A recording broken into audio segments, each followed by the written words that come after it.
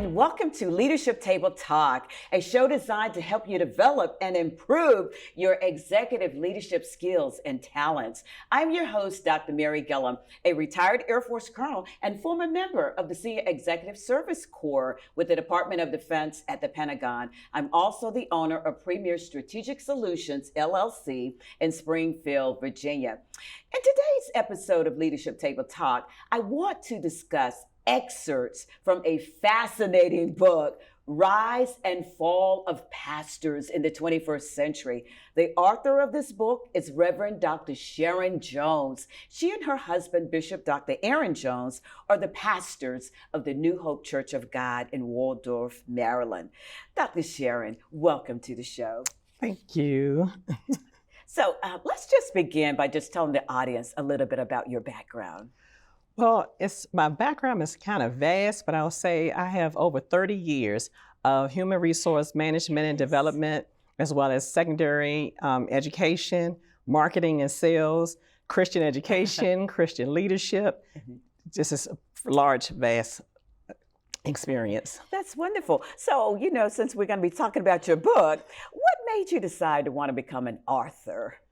What's funny about it, for someone who has a mass communication background focused in broadcast journalism, I never had a desire to be an author. It was pretty much the coaxing of my husband and my networking friends who said, you have so much experience and so much knowledge, why don't you want to put it in paper? And opportunities presented itself for me to be able to become an author. Oh, that is wonderful. Now, is this your first book? No, this is my second book, actually. Okay. My first book was it was called Reward. Yes. Acronym REWARD, which means Restoring Every Woman's Adrenaline Rush to Disciple. Wow, what a book. And what caused the book was basically being in the pastorate for the first 2 years, it was overwhelming. Yes. And so I wanted something that would minister to women who are just constantly being busy in ministry, family, and life. And so my networking group said, well, show us what you do to relax yourself. And that's what we did. I did various activities, and we chronicalized everything that I did and made it into a book. So that's what happened with the first book. Oh, wow, that is wonderful. So as we're talking about your new book here, what inspired you to, this title is such an intriguing title. How did you come up with that? It was the dissertation. I was in my dissertation process, finalizing Christian leadership and management, and we were required to list 5 major concerns or issues that we wanted to make a difference. Yes. And so once I list my 5, then the professor said, which one matters to you most? And it was that topic. And it was at a time where pastors were at pinnacle of ministry, but things were just happening, and I would just cry and say, why? And so I decided to do the research just to try to get an idea of why there were so many pastors who would reach the pinnacle but drop all of a sudden. Wow. And so that drove you as to why you wrote this book. Yes. It's really basically my dissertation converted into a book. So how long did it take you to write the book? It was at the end of the program, and so I believe probably about 6 to 8 months for me to do it, along with a great help of an editor. Oh, good. I understand the importance of an editor. So let me ask, so who is the target audience for your book? Pastors. That's the initial target audience, wanting them to identify with the material that's inside the book and help them to see the warning signs. And if they identify the warning signs, that they would take the next steps to get the soul care needed before they crash, burn, or quit. Wow. So based on your research, what is happening to the shepherds of God's sheep? What is happening? A lot of people will say, wow, soul care is like a cliche thing, but definitely I know for the pastorate, because it's so rewarding, but at the same time, we tend to give our all to the sheep, to the parishioners, that we teach it, but we don't live it out for ourselves. And so what happens, we as pastors become so busy. We're busy, and then we ignore the warning signs of health challenges or family feeling neglected and things like that. And so just seeing what can I do to help my brothers and sisters of the gospel to not give up or not to lose their families or not to commit suicide, just things like that. Yes. Just to preserve their, just to preserve their lives. I think it's shocking to a lot of people when they hear that there are pastors who have actually committed suicide. It's heartbreaking. And a lot of times what grieves me is when people talk about them instead of praying for them. Yes, absolutely. And I believe that the book helped people to see and understand why it is that pastors, not saying giving them an excuse for committing suicide, but the weight of leading people.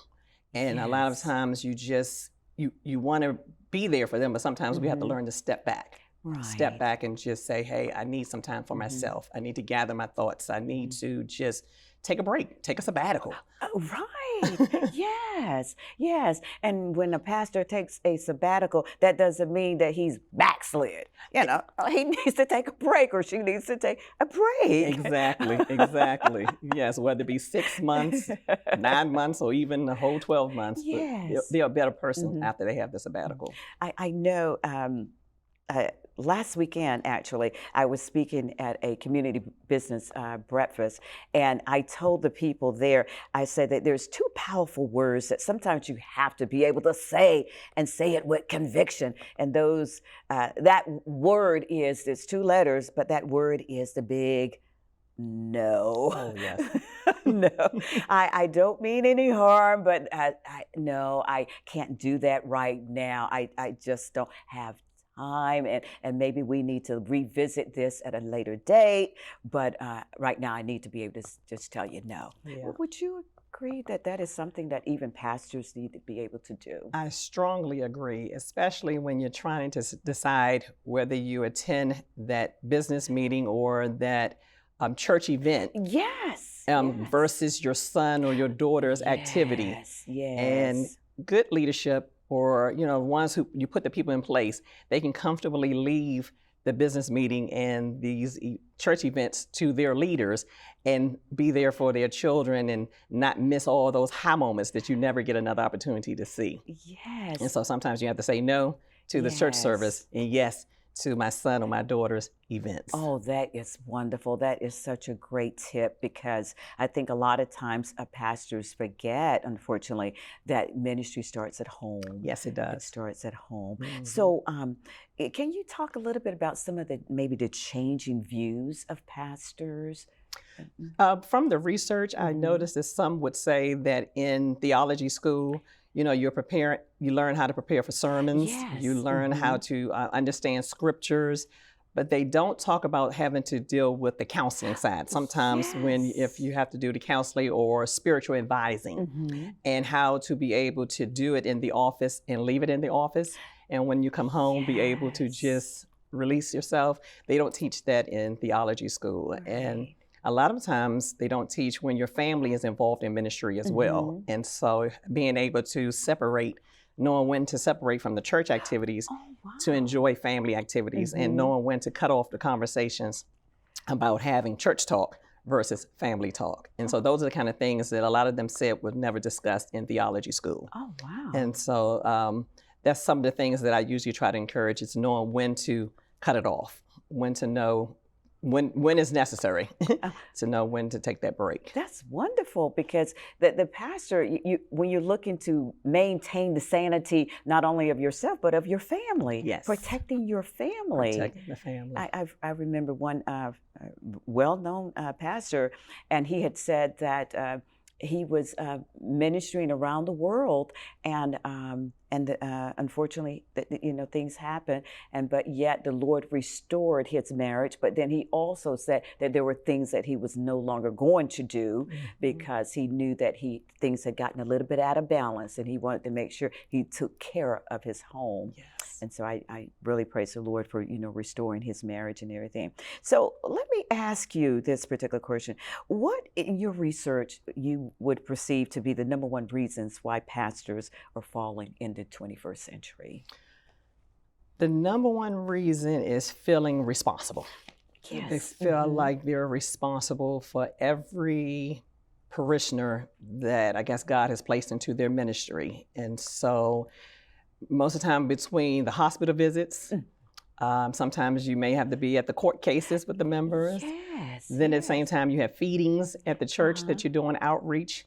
Then you have your church service or you're preparing sermons. So there's so much. And what happens is you can actually get, I hate to use the term, you get a high off of doing ministry, but it's so exhilarating when you get a chance to see people's lives being impacted for the good. Yes, yes. And so you want to do more, you want to do more, you want to do more. But if you don't make that time to slow down, that's where the crash comes in. And a lot of times when a pastor takes that break, it allows them time to hear God to also minister to them. Yes. And allow them to just may realize that something's not right. And when you separate, you're able to identify it, you're able to tap into it and say, okay, something needs to be put to the side right now. And once they do that break and they see the benefit and the reward health-wise, or even for their family, then you'll find them, they'll take more breaks. They'll take more breaks. They'll still be faithful to the ministry, still faithful to the church. But for some reason, I think it's just learning that you can't be all persons to all people at all time. Absolutely, absolutely. And I know a lot of times, a lot of, I guess we call PK kids. And they talk about dad was always gone or mom was always gone. And it had such an impact on their lives. And then a lot of them say, and that's why they didn't ever want to be a pastor themselves. That is true. That's definitely true. And then when they are called or when they accept the call, they try to do things differently as a pastor. Yes, because of what they learned. Okay, let me ask, in the book you state that pastors should identify the threats and be aware of the warning signs and the need for soul care. Can you talk a little bit more about that? One of the key threats that I notice is when Sundays are no longer exciting about worship. You know, Sunday's supposed to be the day that you're looking forward to having a worship experience. But instead, it's starting to feel like work. And then you're almost dreading the Sunday morning service or the Sunday school classes. That's one sign when worship is no longer, when the church is no longer a worship experience, but you're seeing it as work. The second one is when your quality time or your quiet time reading the Bible is only when you're preparing sermons. When you're preparing sermons or teaching, and it's not just, I'm reading just for the fun of it. That's another warning sign. Another one, I guess, as far as health challenges, you trying to get the proper 8 hours sleep, and I'm like, anybody who can get 8 hours sleep, praise God, that's good. But but when you're getting the sleep, but for some reason when you wake up, you're still feeling just as exhausted as you were when you first went to sleep. And then you're taking various medicines and things to try to keep yourself physically able to do, but it's still not helping you do it. That's another warning sign. And sometimes I've heard, and even from the research, that some pastors said once they went to the doctors, they found out that they were on the borderline of burnout. And they would recommend and encourage them to step away just for a little bit, just to take care of their health to become better. So few signs like that. Now, for the pastor, because he or she is constantly pouring out, they have to take time to actually be fed themselves. Right. They must be fed themselves. And it's nothing wrong with stepping away on one Sunday and going to another church. And sitting in the audience and not expected to speak. Don't have to tell anyone that I'm Pastor so-and-so, Reverend so-and-so. You're just a happy, church-going, loving person who wants to be spiritually fed. Going to retreats sometime, a 2 or 3 day retreat. Those ones, sometimes the silent ones where no one's talking, you're just being quiet. I'd heard one pastor say, well, what if I fall asleep? It's okay. I'm like, because, you can still be ministered to in your sleep. And so, I believe that pastors definitely need to be ministered to just as much as they pour out. Absolutely. Now, I talked earlier about my giving this speech at the Community Business Partnership. And I also told them that, if you can't take a vacation, just take a staycation. Would you recommend that as something that pastors should engage in? I do recommend staycations, but to make sure you're not answering your phone. make sure that although you're in the area, find someone else who can be able to do the hospital visit. Yes, It's okay to just be home. Some people enjoy working in the yard. Yes. That's relaxing for them. That's okay. But if the thing is, it's not a staycation if you're going to be available still for people to pull on you. And I'm not talking about the family. The family needs to pull, but I'm talking about people outside of the household. It's no longer a staycation. You're back into work mode.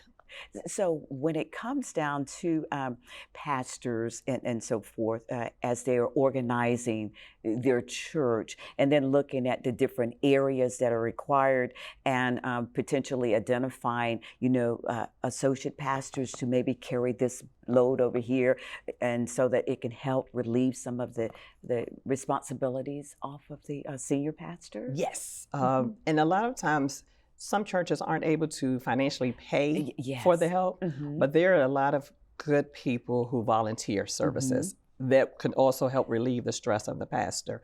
Pastors can get a care ministry. Yes. And there's also the group who will go out and visit those who are sick or those who need assistance in some form or fashion.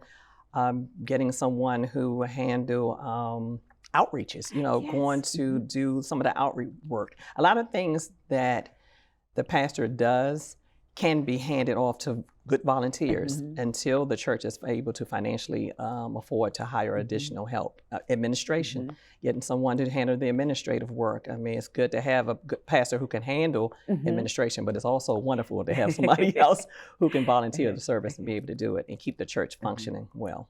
And so even with the volunteers, it's also good to have training for them. Definitely training. And stuff like that, because they are representing the church at large. Yes, training is definitely crucial. So, getting back to your book here, what is your favorite chapter in the book? It may sound crazy, but the conclusion. Oh my God. The conclusion. And really, I think the conclusion, because it was recommendations that I made.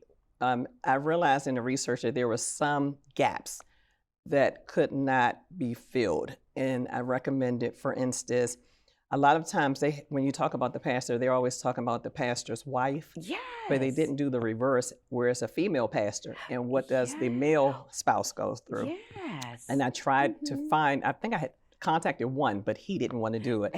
But the research was low on that. So I made recommendations as far as people just doing more research, talking to male spouses and understanding their experience. I did a research on, I recommended training or programs for ministry families. Yes. Because a lot of times, yes, maybe the husband or the wife, whoever is called, their family is still involved as well. And so sometimes there needs to be a training or program that will introduce the ministry experience to the entire family so that it wouldn't seem so much weight or also cause a lot of backlash between the spouses because they didn't expect to be so involved into the ministry.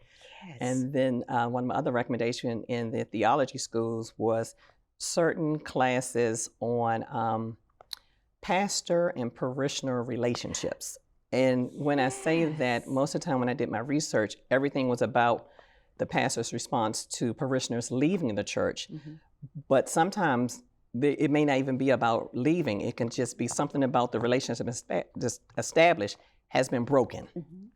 So how do pastors or people in ministry heal from the clash, but still be able to effectively do a ministry? And so I really enjoy just making recommendations, and I'm hoping that universities and churches would heed to the recommendations so that we can not have so many pastors falling, but rising more and beyond the 21st century. Oh, that's outstanding conclusions, because as you were talking, I'm going to tell you, I was thinking those are TED Talks. Those are some TED Talk topics there, because the way you focus, especially on when you were talking about if the female is the pastor, because I don't think I've ever seen even a book that addresses what happens if it's the male that's not actually serving in the role as pastor, but the female is actually serving as the pastor.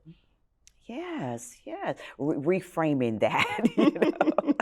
Because they always say the pastor's wives. Yes. Yes. Yes, but all of those were wonderful recommendations. And I just pray that there will be activity on those in the future.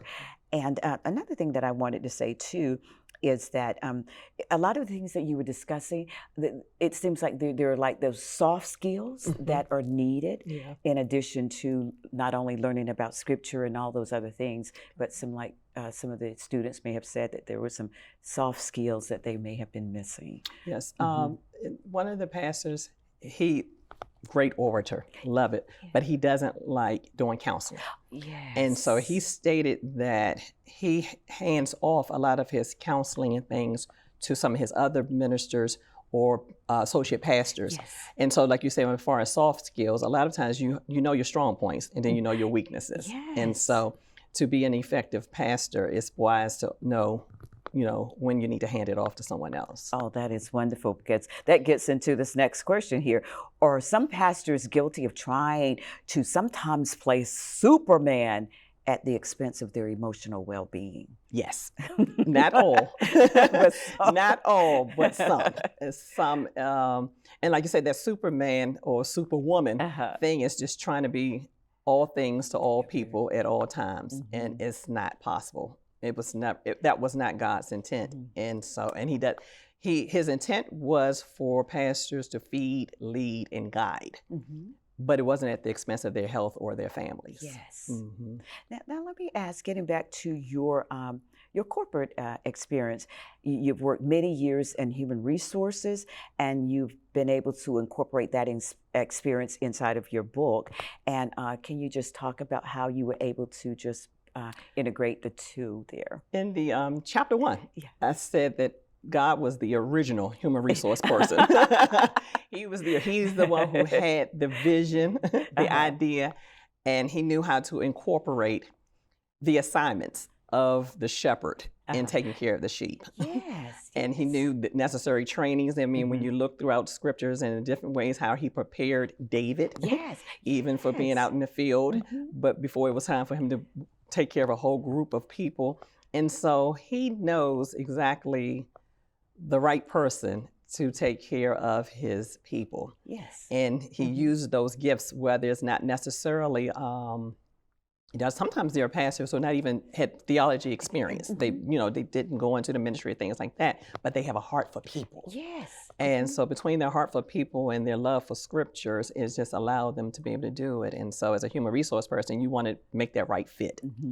Yes. You want to make the right fit for the right organization, for the right community, for the right environment. And pretty much that's what I emphasized in chapter 1, was that God was the original human resource personnel representative. Yes, that's wonderful. Now let me ask, as you were writing this, what have you found to be the most challenging thing regarding writing your book? What was the most challenging? Was it just making time to write, or? No, but you would think it was time to write. I think it was just, again, that lack of resources, because everything was one-sided. I think it was just hard to just try, and that's why I think I did a lot of assessments and surveys, sending it out to the various pastors from various denominations. It wasn't one set group. And I even had parishioners to even respond and do some research and things. And so it was just, as far as having concrete, solid information on the things that cause the fall. Yes. Because I kept seeing one-sidedness. And so I think I would say the most challenging thing was trying to get a diverse perspective. So let me ask, what is it that you want the pastors and the readers to take away from the book? I mentioned about the pastors, but for the readers, I really want them to pray for pastors. Not on that surface prayer, but the same prayers that they want the pastors to have for them. My heart is that they will have those same prayers for the pastor. And when they see that their pastor is struggling or not doing well, just pray or try to give a word of encouragement or something to encourage them to just take care of themselves, that they want to see them healthy, they want to see them whole, and not talk bad about them. A lot of time, what's interesting with that title, people automatically think that I put people's names in the book, and it's like, oh, I know you probably mentioned such and such, but I was intentional not to put names. I wanted people to see the heart of the pastor and care enough to pray for them and not talk bad about them. And so that's towards the parishioners. And then for the pastors, just being honest with themselves, being honest with God, being honest with their families, and also having some accountability partners, somebody that will hold them accountable to take care of themselves so that they won't die doing ministry. That was such an outstanding answer. I just love what you said there, Pastor Sharon. So let me ask you, in closing here, where can people find out more information about your book? Where can they actually? Our website, godscomfortministries.com. I was going to say that's where someone can find the book. Yes. That is wonderful. And I want to thank all of you for taking the time out to watch the show, Leadership Table Talk, and just allowing me once again to be able to share this wonderful story with you, because I think it's so necessary today. So again, thank you for watching. This is Dr. Mary Gillam. Thanks again, and I'll see you next time. Bye-bye for today.